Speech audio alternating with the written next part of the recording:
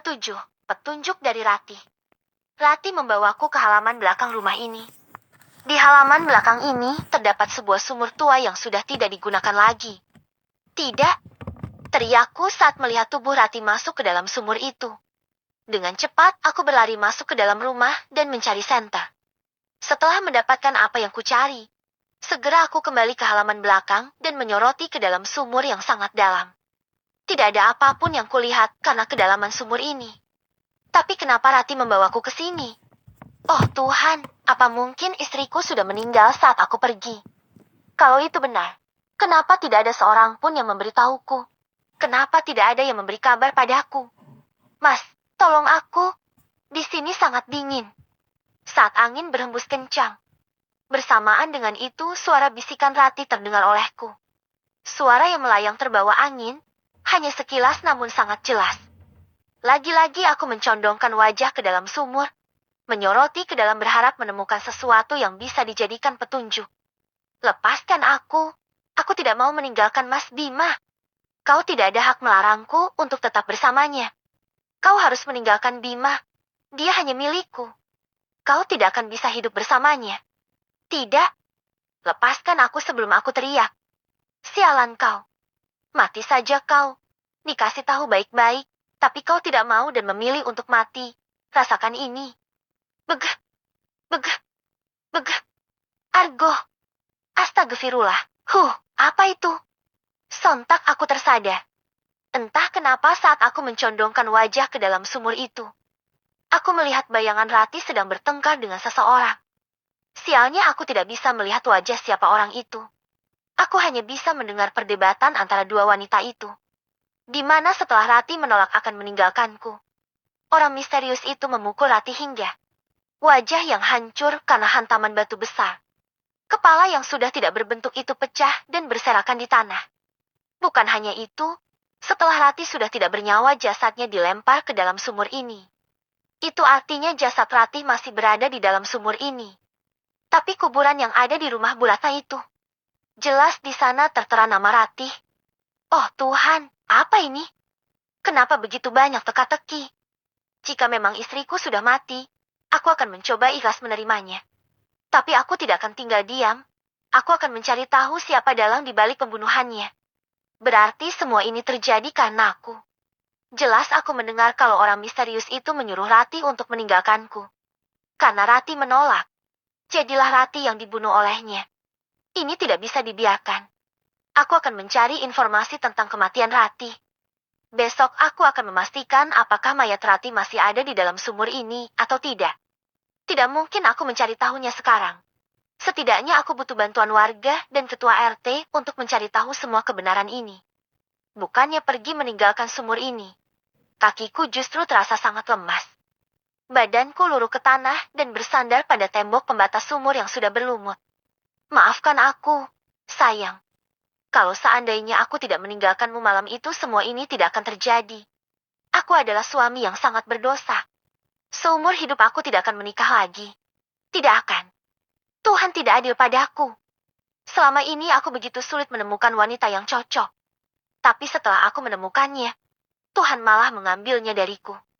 Penyesalan memang selalu datang terlambat. Entah apa yang harus kulakukan sekarang. Harus memulai dari mana untuk bisa tahu siapa pembunuh Rati sebenarnya. Ya, aku harus mencari petunjuk. Mungkin saja sebelum kejadian itu Rati meninggalkan petunjuk di kamar atau di mana saja. Segera aku bangkit dan berlari menuju kamar. Menggeledah semua lemari dan seisi kamar ini. Saat membuka lemari pakaian milik Rati, aku terkejut saat tidak mendapati satupun pakaian miliknya. Yang ada di dalam lemari ini hanyalah dedaunan kering. Bagaimana bisa? Baru beberapa hari yang lalu saat aku baru kembali, aku melihat di dalam lemari ini penuh dengan barang-barang milik Rati. Koper. Di sana ada pakaian milik Rati. Aku belum sempat membereskannya. Segera aku meraih koper dan membukanya. Lagi-lagi aku terkejut karena melihat hal yang sama. Pakaianku bercampur dengan dedaunan kering di dalam koper ini. Tidak ada pakaian Rati satu helai pun. Jelas-jelas saat aku mengemasnya tadi siang ada pakaian Rati. Awalnya aku tidak terlalu mempercayai apa yang terjadi di sumur tadi. Tapi melihat keanehan ini, rasa bersalah kembali menyerangku. Mungkinkah Rati benar-benar sudah tiada? Ibu, aku harus menghubunginya. Semoga saja ibu tahu sesuatu yang terjadi. Dertit, dertit, dertit. Ponsel ibu berdering, namun tidak diangkat. Aku melirik jam dinding yang sudah menunjukkan pukul 10 malam. Kemungkinan ibu baru saja tidur. Aku terus menghubungi nomor telepon ibu, berharap beliau akan menerima panggilanku. Sial. Sudah lebih 10 kali panggilan namun ibu tak kunjung menerimanya. Dengan kesal, aku membanting ponsel di atas tempat tidur. Beranjak dari duduk dan menuju pembaringan. Aku akan mencoba memejamkan mata, namun bayang-bayang Ratih saat disiksa orang misterius itu terus saja menghantuiku. Dari kesimpulan yang diperoleh, aku yakin Ratih menerorku karena dia ingin aku memakamkan jenazahnya dengan layak. Bisa juga Ratih ingin aku mencari tahu siapa pembunuhnya. Kriek. Aku tersentak dari lamunan saat mendengar derit pintu terbuka.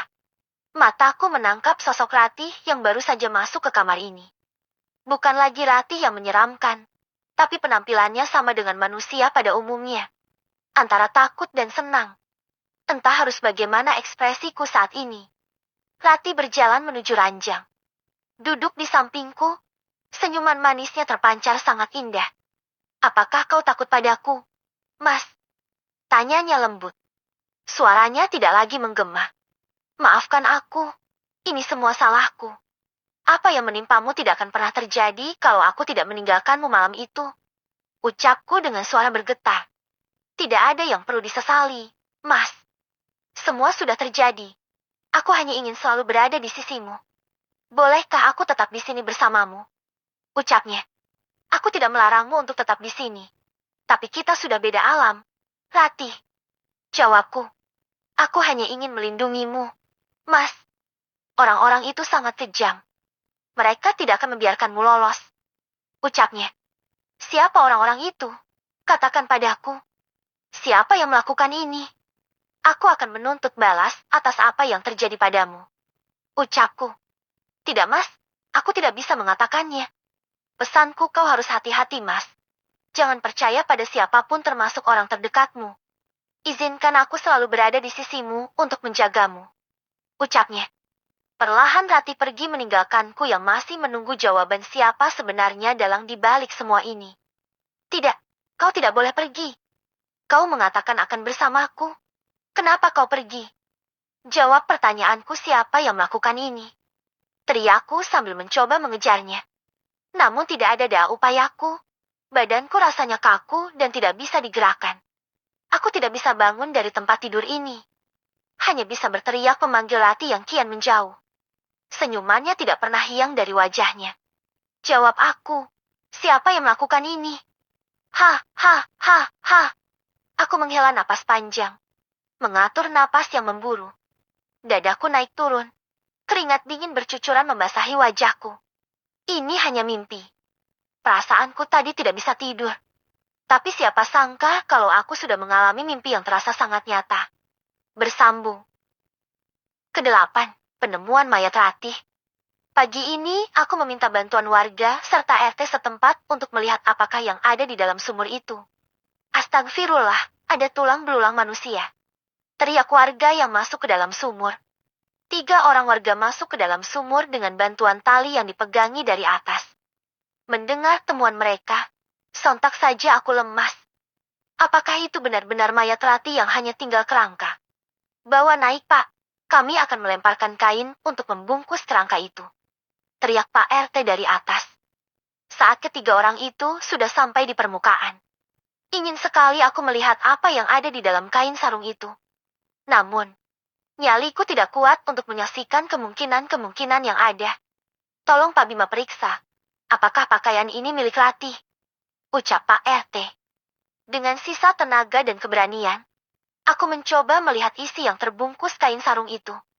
Hanya terdapat tengkorak serta rambut saja. Tapi mataku melotot saat melihat pakaian yang masih terpasang pada tulang belulang itu. Baju itu milik Ratih. Dan baju itu adalah baju pernikahan kami. Bagaimana bisa? Jelas-jelas aku dan Ratih sudah kembali ke rumah waktu itu. Saat acara resepsi selesai, aku dan Ratih kembali ke rumah. Dan pada malam harinya baru aku pergi ke desa di mana aku harus menyembuhkan orang-orang yang membutuhkan pertolongan. Dan saat itu Rati sudah mengganti pakaian pengantinnya. Lalu bagaimana dengan mayat ini? Kenapa masih menggunakan pakaian pengantin? Aku memeriksa bagian jari manisnya. Memeriksa apakah masih ada cincin kawin yang tersemat di sana. Dan hasilnya tidak ada. Apakah ada cincin yang tertinggal di dalam sumur itu? Pak, tanya aku pada Pak Guntur. Salah satu yang tadi ikut masuk ke dalam sumur tua itu. Tidak ada Pak Bima. Di dalam sumur itu tidak ada apapun lagi. Bahkan airnya sudah mengering. Jawab Pak Guntur. Ini jenazah istri saya, Pak. Tolong bantu bawa ke rumah.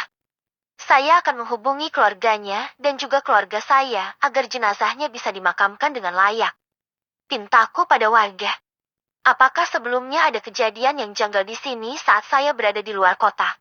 Pak, tanyaku pada Pak RT. Kini tinggal kami berdua. Warga yang lainnya sudah lebih dulu membawa jenazah Rati ke rumahku. Tidak ada Pak Bima. Tapi setelah Pak Bima pergi, Rati sangat jarang berada di rumah. Bahkan sering warga yang lewat di depan rumah Bapak ketakutan karena kerap kali mereka melihat hantu. Katanya. Jelas Pak RT. Lalu, tanyaku. Setiap malam lampu rumah ini tidak pernah dinyalakan oleh Rati. Itulah sebabnya rumah ini terlihat sangat angker. Suatu malam salah satu warga mengatakan pada saya kalau di rumah ini ada yang tidak beres. Saya bersama warga yang lainnya memutuskan untuk memeriksa keadaan Rati. Namun saat kami datang Rati tampak baik-baik saja. Rati juga meminta agar kami jangan mengganggunya. Dan untuk masalah lampu yang tidak dinyalakan, Rati sendiri mengatakan ingin menghemat listrik. Jelas Pak RT. Sejak saat itu, kami tidak pernah mengganggu ataupun mendatangi rumah ini. Saya hanya takut kamu salah paham. Karena saat kamu meninggalkan desa ini di saat istrimu masih baru berada di sini. Sambung Pak RT. Apakah orang tuaku atau orang tua Rati pernah datang ke rumah ini selama aku berada di luar desa ini? Pak, tanyaku lagi. Setahu saya tidak pernah. Tapi adik ipar Pak Bima yang pernah datang ke rumah ini. Bahkan dia sempat menginap selama 1 minggu. Ucap Pak RT. Rita, untuk apa Rita datang ke rumah ini? Dan kenapa Rita tidak mengatakan apa-apa waktu itu? Apakah saat adik ipar saya Rita berada di rumah ini, Rati pernah keluar rumah? Tidak pernah Pak Bima. Bahkan Rita pun jarang keluar rumah. Jawab Pak RT. Ini sangat mencurigakan. Aku harus menghubungi keluarga Rati sekarang juga. Tut, tut.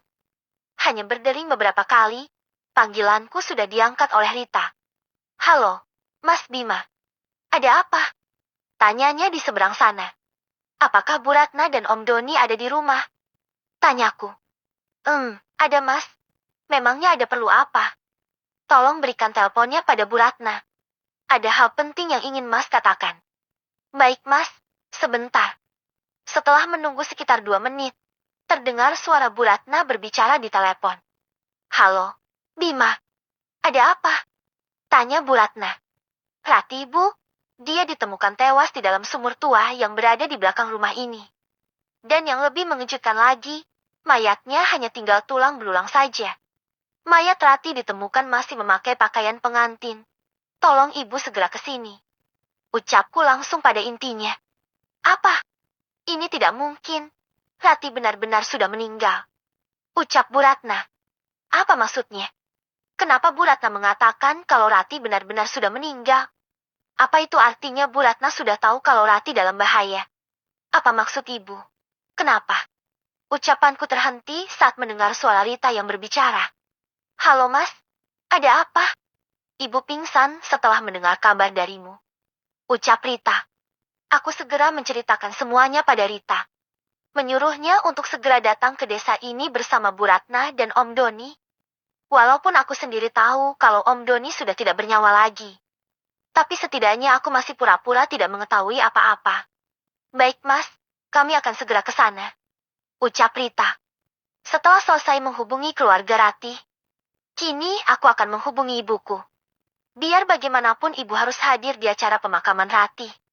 Walaupun aku sendiri tahu kalau ibuku tidak pernah menyukai Rati. Assalamualaikum, Bu. Ucapku saat panggilan terhubung. Waalaikumsalam, Apa kabar? Kenapa akhir-akhir ini jarang menghubungi ibu? Ucap wanita yang telah melahirkanku itu. Maaf, Bu. Akhir-akhir ini aku sangat sibuk. Ada kabar buruk yang sedang menimpaku. Rati meninggal. Bu, ucapku. Rati meninggal. Kapan? Tanya ibu. Jawaban macam apa itu? Kok aku merasa jawaban ibu sangat tidak manusiawi? Panjang ceritanya. Bu, ibu harus segera ke sini. Kita akan mengurus pemakaman Rati dengan layak. Ucapku. Baiklah, ibu akan ke sana sekarang.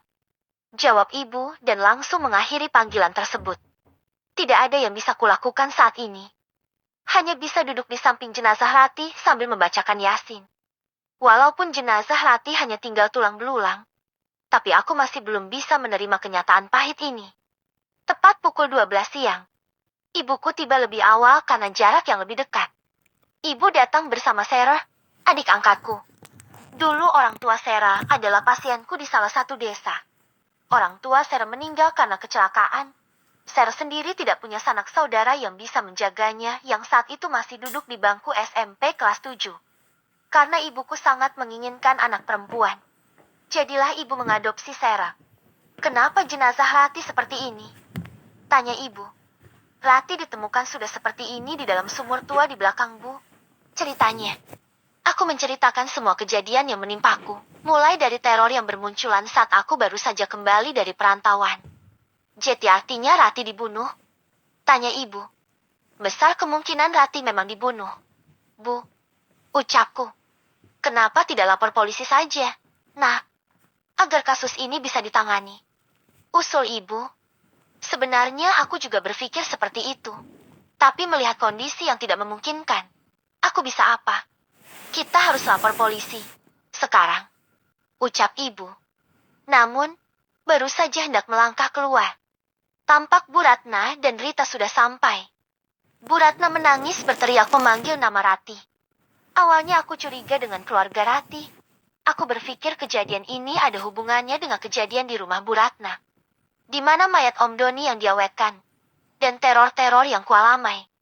Tapi melihat kesedihan Bu Ratna, aku kembali menarik kecurigaan itu. Aku akan mencari tahu sendiri siapa dalang di balik kematian Rati. Bersambung. Kesembilan, keanehan Sarah. Selesai memakamkan jenazah Rati, aku segera menemui Bu Ratna yang duduk melamun di sudut ruangan ini. Sedari tadi Bu Ratna selalu saja menangis. Walau Rati sudah dimakamkan pun, Bu Ratna masih saja sedih. Entah itu air mata palsu atau memang benar Bu Ratna sesedih itu kehilangan Rati. Dapat aku lihat, sejak tadi tatapan Bu Ratna begitu tajam saat menatap ibuku dan juga adikku. Nama ibuku Sulis, yang ku tahu ibu orangnya sangat baik. Tidak pernah sekalipun ibu mempunyai musuh. Bahkan hubungan ibu dan Bu Ratna juga selama ini baik-baik saja. Walaupun ibu menantang hubunganku dengan Rati, tapi ibuku tidak pernah menunjukkan permusuhan pada Bu Ratna. Lalu apa ini? Kenapa Bu Ratna menatap ibu dengan sinis? Apakah ada yang aku tidak ketahui di antara mereka? Aku ingin berbicara dengan Bu Ratna. Bisa tinggalkan kami sebentar. Ucapku pada Rita yang sedari tadi menjaga Bu Ratna yang tampak syok. Baik, Mas. Jawab Rita dan langsung meninggalkan aku berdua dengan Bu Ratna. Apakah ibu mengetahui sesuatu? Apakah ibu tidak ingin mengatakan sesuatu padaku? Tanyaku. Bu Ratna yang tadinya menunduk dengan wajah sedih, tiba-tiba mendongak dan menatapku dengan tatapan tajam. Tidak ada kata-kata yang keluar dari mulut ibu mertuaku ini. Tapi tatapan itu seolah ingin membunuhku. Kenapa ibu menatapku seperti itu? Tanyaku lagi. Kalau kau ingin selamat, jangan pernah ikut campur. Ucap Bu Ratna. Apa maksudnya? Apakah semua kejadian ini ada hubungannya dengan Bu Ratna? Berarti benar dugaanku kalau Bu Ratna ada hubungannya di balik semua ini. Ucapku. Apa maksudmu? Kau menuduhku? Tanyanya syok. Jangan pula-pula tidak mengerti. Selama ini aku menganggapmu orang tuaku karena kau adalah orang tua istriku. Tapi setelah aku mengetahui semua kebenarannya, maka aku akan membawa masalah ini ke jalur hukum. Ucapku mulai tersulut emosi. Apa yang kau ketahui? Apakah kau punya bukti? Tanya Bu Ratna. Aku sudah mengetahui kalau kau menyimpan jenazah Om Doni di rumahmu. Aku juga yakin kalau kau yang melakukan ini pada Rati. Ucapku. Tidak ada lagi rasa hormatku padanya. Tidak ada lagi kata-kata sopan yang kuucapkan padanya. Kau mengetahui kalau aku menyimpan jenazah suamiku di rumah. Tapi kau tidak mengetahui apa tujuanku. Kau menuduhku membunuh putriku sendiri. Harusnya kau tanyakan ini pada ibumu. Ucap Bu Ratna. Yang benar saja. Menyimpan jenazah suaminya di rumah karena ada tujuan. Dan kenapa juga aku harus menanyakan hal ini pada ibuku? Apa maksudmu? Bu, tolong katakan sesuatu. Ucapku. Namun Bu Ratna memutuskan untuk kembali ke rumahnya hari ini juga. Aku tidak ingin ikut campur dalam urusan keluargamu. Menyesal aku menyerahkan putriku pada keluarga orang sepertimu. Andai aku tidak merestui hubungan kalian, putriku dan juga suamiku masih hidup saat ini. Ucap Bu Ratna sebelum pergi. Oh Tuhan, apakah aku menuduh orang yang salah? Kenapa Bu Ratna tidak mau mengatakan sesuatu? Apakah ibuku sendiri yang ada di balik semua ini? Aku baru ingat kalau ibuku juga pamit pulang hari ini. Dan aku sudah memutuskan kalau aku akan ikut kembali ke rumah ibu. Dengan begitu, aku akan lebih mudah mencari tahu apa sebenarnya yang terjadi. Siapa sebenarnya dalang di balik semua ini? Aku harus menemui ibu. Apakah kita akan kembali sekarang? Tanyaku pada ibu dan juga Sarah yang sedang bersiap-siap di kamar. Kita? Tanya ibu dan Sarah bersamaan. Iya bu, aku sudah memutuskan untuk kembali ke rumah ibu. Setelah kepergian Ratih, aku tidak bisa tinggal di rumah ini. Aku akan tinggal di rumah ibu. Jawabku beralasan. Sebenarnya aku juga belum rela meninggalkan rumah ini. Bagiku rumah ini sangat berarti, karena biar bagaimanapun rumah ini adalah rumahku bersama Ratih. Tidak masalah nak, ibu senang kalau kau ikut kembali ke rumah. Jawab ibu. Sementara Sarah hanya tersenyum mendengar ucapanku. Siang ini juga kami memutuskan untuk kembali ke rumah ibu. Selama ini, ibu hanya hidup berdua dengan Sarah karena ayah sudah meninggal 2 tahun lalu. Ayah meninggal karena penyakit yang dideritanya. Sesampainya di rumah ibu, aku merasa rumah ini sangat berbeda. Bukan perbedaan dekorasi ataupun modelnya. Tapi, suasana dan keadaan rumah ini sangat tidak nyaman. Saat pertama masuk, aku sudah merasa tidak nyaman. Rasanya seperti ada sesuatu yang mengawasiku. Kamu istirahat saja. Nak, kamu pasti lelah kan? Ucap ibu. Aku hanya mengangguk dan segera masuk ke kamarku. Kamar yang dulunya begitu nyaman bagiku. Kini terasa ada yang aneh. Setiap langkahku aku merasa ada pasang mata yang tengah memperhatikanku. Apa ini? Aku kaget saat mendapati sebuah nampan yang berisi aneka bunga dan beberapa helai rambut wanita. Bukan hanya itu, aku melihat kain putih di dalam tumpukan bunga yang berada di dalam nampan. Ini tidak salah lagi. Ada yang menaruhnya di bawah ranjangku. Sudah dipastikan kalau di rumah ini ada yang menyembah setan. Dan untuk nampan ini pasti sesajen yang disiapkan untuk persembahan itu. Tapi siapa yang melakukannya? Tidak mungkin ibu. Atau jangan-jangan, ini ulah Sarah. Kalau memang benar ini ulah Sarah, aku akan mengusirnya dari rumah ini. Selama ini kami menganggapnya keluarga. Tapi apakah mungkin Sarah tega melakukan ini? Tujuannya untuk apa? Aku meraih nampan yang bersisi aneka bunga itu dari bawah ranjang dan membawanya keluar dari kamarku. Tujuanku saat ini adalah memusnahkannya. Aku akan membakar sesajen ini agar tidak ada lagi hawa buruk di rumah ini. Namun, langkahku terhenti saat aku melihat ada sebuah foto yang dibalut dengan kain putih di atas taburan bunga. Rasa penasaran membuatku ingin menyelidiki foto siapa yang ada di dalam kain putih tersebut. Aku membawa nampan itu kembali ke kamar. Membuka kain putih yang mirip seperti kain kafan ini. Betapa kagetnya aku saat melihat foto yang ada di dalam kain putih tersebut adalah foto Ratih. Bukan hanya foto Ratih, namun juga terdapat fotoku. Apa maksudnya ini? Apakah ucapan Ratih kala itu benar? Ratih ingin menjagaku dari orang-orang jahat itu. Tapi siapa orang jahat itu? Tidak ada waktu untuk menerka-nerka. Aku akan bertanya langsung pada ibu. Ibu pasti mengetahui sesuatu. Kalaupun yang melakukan ini adalah Sarah. Kenapa ibu tidak melarangnya? Ataukah ibu diancam oleh Sarah? Segera aku membawa nampan itu menuju kamar ibu. Namun lagi-lagi langkahku terhenti karena mendengar percakapan di dalam kamar ibu. Jangan pernah ibu mengatakan hal ini pada Kak Bima. Aku akan meninggalkan ibu jika ibu tetap mengatakan yang sebenarnya pada Kak Bima. Itu suara Sarah. Mengatakan apa yang dia maksud. Baiklah, nak. Ibu tidak akan mengatakan apapun pada Bima. Ucap ibu. Mendengar suara langkah yang menuju pintu, segera aku berlari untuk bersembunyi di balik tembok. Dapat aku lihat Sarah keluar dari kamar ibu. Ia tersenyum sambil sesekali tertawa puas. Entah apa yang Sarah sembunyikan dariku. Bersambung. Ke-10. Ada apa dengan Sarah? Aku melihat Sarah pergi dari kamar ibu. Bukan menuju kamarnya, tapi menuju kamarku. Dengan langkah pelan Sarah mengendap masuk ke dalam kamarku. Apa yang dia cari? Apakah saat ini Sarah tahu kalau aku tidak berada di dalam kamarku? Kenapa Sarah sepertinya mencurigakan sekali? Tidak ingin menerka-nerka. Aku diam-diam mengintainya dari belakang. Sarah menekan knob pintu dengan pelan dan menutupnya kembali. Sial. Kalau seperti ini bagaimana aku bisa masuk dan melihat apa yang sedang Sarah lakukan di dalam sana? Tidak mungkin aku membuka pintu itu. Sarah akan mendengar dan semua akan sia-sia. Aku tidak boleh gegabah. Aku harus sabar mengikuti permainan Sarah. Dasar hantu sialan. Sudah mati saja masih menyusahkan. Umpat Sarah. Baru beberapa menit Sarah memasuki kamarku. Kini dia sudah keluar dengan penampilan acak-acakan. Rambut panjangnya tampak tergerai dengan keadaan yang tak beraturan. Tadi sebelum Sarah masuk ke dalam kamarku, rambutnya masih dalam keadaan rapi. Sarah terus mengumpat dan menghentakkan kakinya dengan kuat. Hingga akhirnya dia pergi. Saat Sarah sudah pergi, aku segera masuk ke dalam kamarku. Memeriksa setiap sudut. Apakah ada perubahan atau ada sesuatu yang diletakkan Sarah di kamar ini? Deh! Hampir saja aku terkena serangan jantung saat mendapati sesosok wanita yang duduk di atas lemari. Kakinya menjuntai ke bawah sambil digoyang-goyangkan. Aku tidak bisa melihat wajahnya karena posisinya membelakangiku.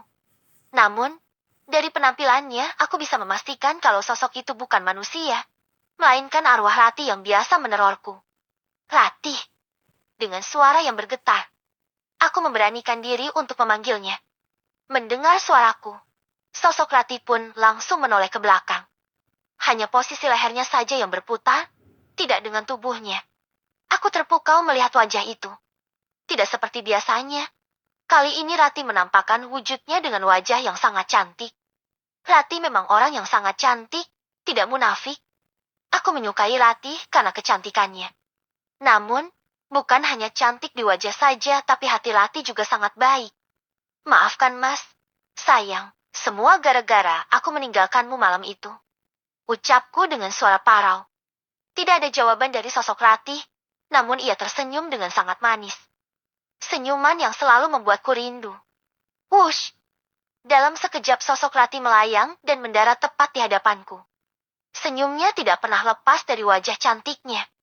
Kamu tidak salah, Mas. Merekalah yang salah. Kamu harus hati-hati. Ucap Rati dengan suara yang terdengar ganda. Siapa yang kamu maksud? Sayang, siapa yang melakukan ini padamu? Ucapku penuh harap. Semoga saja arwah Rati bisa membantuku mencari tahu siapa dalang di balik semua ini. Mereka yang salah. Mas, kamu harus hati-hati. Jauhi dia. Jauhi dia. Jauhi dia. Rati berteriak mengucapkan kata-kata itu. Seiring berhembusnya angin kencang, perlahan sosok Rati pun menghilang dari pandangan. Ya Tuhan, kenapa semua ini begitu rumit? Siapa sebenarnya dalang di balik kematian Rati? Jauhi dia, Mas. Bunuh dia. Bakar mayat itu. Suara Rati kembali terdengar. Aku membuka jendela kamar dan melihat Rati melayang di udara. Dalam temaram senja menjelang maghrib, sosok Rati terus saja melayang di atas pepohonan rimbun yang berada di samping rumahku. Istirahatlah dengan tenang, sayang. Aku akan mencari tahu siapa dalang di balik kematianmu. Ucapku sambil terus menatap sosok Rati. Setelah aku mengatakan hal itu, seketika sosok Rati menghilang dari pandanganku. Aku menutup jendela dan menyibak gorden. Duduk bersandar pada dinding kamar, mencoba menelaah apa maksud dari ucapan Rati barusan. Jauhi dia, bunuh dia, dan bakar mayat itu. Mayat siapa yang dimaksud olehnya? Tok tok tok. Bima, ayo kita sholat berjamaah. Nak, aku tersadar dari lamunan saat mendengar suara ketukan di pintu. Disusul dengan suara ibu yang memanggil. Astagfirullah. Aku sampai melupakan kewajibanku untuk sholat maghrib. Suara azan yang berkumandang sama sekali tidak aku hiraukan karena kebanyakan melamun. Iya, Bu, Bima mau wudhu sebentar. Ibu tunggu di ruang sholat saja. Jawabku sambil berteriak kecil. Tidak ada jawaban dari ibu. Biasanya ibu akan langsung menungguku di ruang sholat. Aku segera masuk ke kamar mandi untuk berwudu. Setelah itu, aku langsung menemui ibu yang sudah menunggu di ruang sholat. Hanya ada ibu. Di mana Sera? Begitu banyak perubahan yang terjadi pada Sera. Dulu Sera tidak seperti ini. Entah kenapa aku merasa kalau Sera lah yang bersekutu dengan setan. Tidak mungkin ibu. Karena biar bagaimanapun ibu masih terus menjalankan kewajibannya sebagai umat muslim. Sera lah yang sangat berbeda sekarang. Dulu Sera tidak seperti ini. Sera adalah orang yang sangat rajin beribadah. Di mana Sera? Bu, kenapa tidak ikut sholat berjamaah? Tanyaku pada ibu. Dia salah. Sera sedang berhalangan. Jawab ibu. Tidak ingin bertanya lagi. Aku langsung memimpin sholat maghrib ini sebagai imam untuk ibu. Tepat pukul 8 malam saat sudah selesai sholat isya. Aku, ibu dan Sera menyantap makan malam bersama di meja makan. Tidak ada percakapan apapun. Hanya suara denting sendok yang beradu dengan piring yang terdengar nyaring. Sesekali aku melirik Sera yang duduk tepat di depanku. Terkadang aku merasa Sera sangat pendiam. Tapi kadang-kadang juga sangat ramah dan cerewet. Bagaimana kuliahmu? Apakah baik-baik saja? Tanyaku pada Sera. Hanya sekedar basa-basi saja. Baik-baik saja, Mas.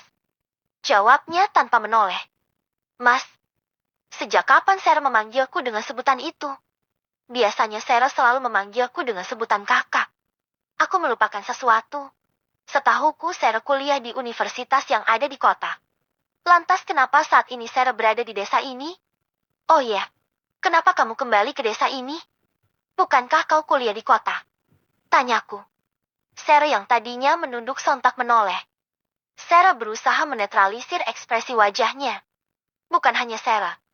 Tapi ibu juga tampak gugup saat aku bertanya kenapa Sera kembali ke desa ini. Aku ada libur semester. Ucap Sera gugup. Dia berbohong. Ini belum saatnya libur semester. Kenapa wajah ibu pucat? Apakah ibu sakit? Tanyaku pada ibu yang ketakutan hingga wajahnya pucat. Ibu sedikit pusing. Mungkin ibu kelelahan. Jawabnya. Aku sudah selesai. Aku ke kamar dulu, Kak. Ibu. Ucap Sera. Sebelum pergi, Sera memandang ibu dengan tatapan tajam.